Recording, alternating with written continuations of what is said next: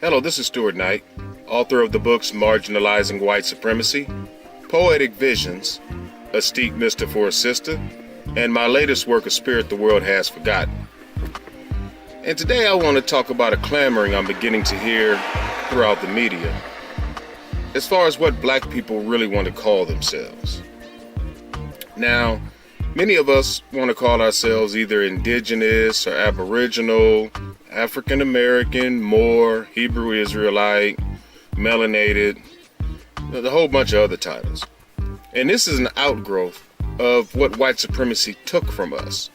And that is the very essence of who we are. And most of us as black people who are coming into studies are beginning to realize that. So to reestablish, our very being, we want to find a title that connects us with the land, and that would give us some meaning, which is the right way to do it. But we need to understand one thing, that white supremacy owns all of the land all over the world. Many people want to use the titles Aboriginal or Indigenous for law purposes, without understanding that the color of law is usually judged by a white supremacist. So, whether you want to call yourself that title or not, when you stand in front of a white supremacist, they're going to see you as black and deny your rights. So the argument is not with each other over what we want to call ourselves. The argument is to gain a common consciousness against white supremacy, so that we as black people can reestablish ourselves as the more dominant peoples of the world, so that way we can re-civilize the world and make the world a better place.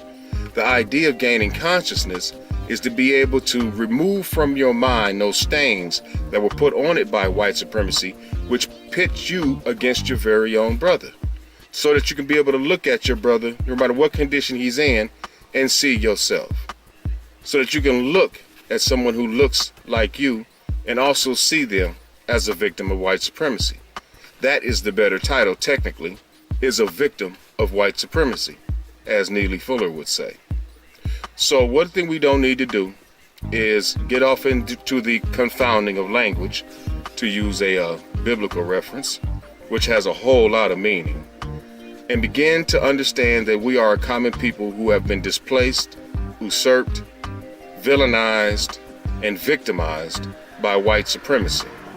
And that is what we need to fight against.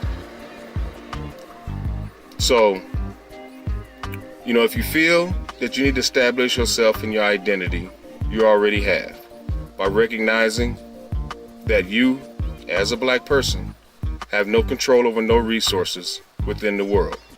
And that should be your destiny, and that should be your mission, is to regain control of those resources, so that way you can place yourself in a more dominant position in the world to help your people and to help humanity.